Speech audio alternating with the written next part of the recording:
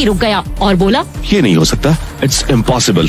अनन्या की कंपनी में इन्वेस्ट करने आए 1000 करोड़ की कंपनी का मालिक अभिनव के सामने अपने घुटनों पर बैठ गया और बोला, हमारे 18 सालों की खोज खत्म हुई टाइगर, थैंक यू वापस आने के लिए। क्यों एक मामूली से डिलीवरी बॉय को इन्वेस्टर्स टाइगर बुला उसके सामने घुटने टेक बैठ गए? ऐसी कौन सी दुश्मनी थी जिसकी वजह से सनी ने अपनी ही बहन के चरित्र पर इतना बड़ा दाग लगाया? क्या अभिनव का कोई राज था? क्या होगा जब अनन्या के सामने खुलेंगे सच के भयानक पन्ने? शाम को लगातार बजती घंटी की आवाज ने अभिनव को जगा दिया। दरवाजे पे उसकी बीवी अनन्या थी। उसने अभिनव के बिखरे हुए बाल और सिलवटों वाले कपड़े देखकर तुरंत ही उससे पूछा, तुम वापस कब आए? क्या तुम पूरे दिन से घर में सो रहे हो? नहीं, मैं तो दोपहर को आ गया था। वैसे तुम्हें तुम्हारे भाई का कॉल आया है क्या आज? नहीं तो वो मुझे कॉल क्यों करेगा? लगता है सनी सिंह अभी भी मेरी बात को सीरियसली नहीं ले रहा है। अरे नहीं, मैंने तो बस वैसे ही पूछा।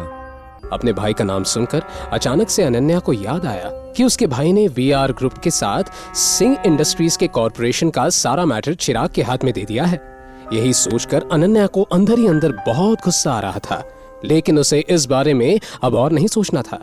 फिर अचानक अनन्या को याद आया कि कल की रात अभिनव घर नहीं लौटा था। उसे अभिनव पर शक हुआ और उसने पूछा, कल रात तुम कहाँ थे? वो मैं कल अपने पुराने दोस्त के घर पे गया था। बात करते करते लेट हो गया तो वहीं सो गया था। पुराना दोस्त मिस्टर अकरम होटल से फायर किया होना?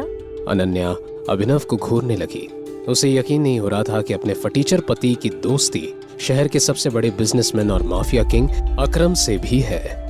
हाँ, तुमने सही पहचाना। हालांकि मैं ये नहीं जानती कि तुम मिस्टर अकरम को कैसे जानते हो, लेकिन अगर तुम मुझे बता रहे हो कि पूरी रात तुम मिस्टर अकरम से बातें कर रहे थे तो मुझे इस बात पर बिल्कुल भरोसा नहीं है।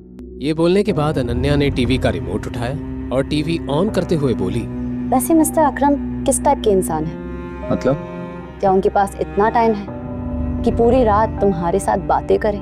तुम्हें क्या लगता है तुम मुझे कुछ भी कहोगी और मैं मान लूंगी? एनीवे, मुझे भूख लगी है, मेरे लिए कुछ खाना बनाओ। अभिनव अनन्या के लिए उसका फेवरेट पास्ता बनाने की तैयारी करने लगा, लेकिन तभी दरवाजे पर दस्तक हुई और हरदेव सिंह भी घर लौट आए। अभिनव को देखकर हरदेव सिंह ने हमेशा की तरह अजीब सा रिएक्शन दिया और सीधा अनन्या के सामने चिंतित होकर बैठ गए।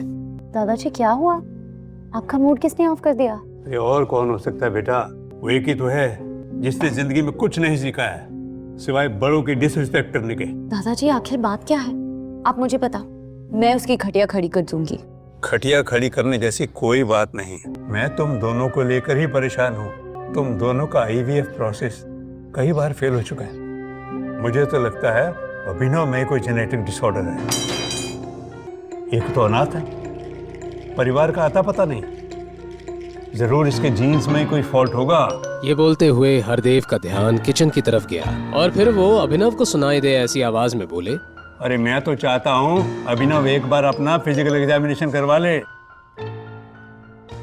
अरे मैं तो तुम दोनों का भला ही चाहता हूँ, और क्या।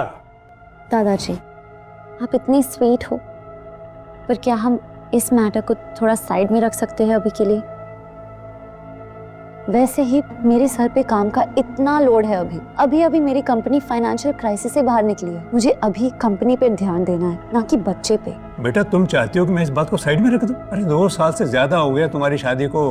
कई बार तुम्हारा IVF प्रोसेस फेल हो चुका है, उसके बाद भी तुम जल्दी में नहीं हो। अरे लोगों को जवाब मुझे देना पड़ता है, ताने मुझे सुनने पड़ते हैं। अरे ऐसा है ना, आगे से लोगों को जवाब खुद ही दे दिया करना। दादाजी प्लीज, मुझे इस टॉपिक पे अभी बात नहीं करनी। अनन्या, अपनी पसंदीदा पास्ता देखकर अनन्या के चेहरे पर स्माइल आ गई। पहली बार अभिनव की तरफ से अनन्या को केयर फील हुई।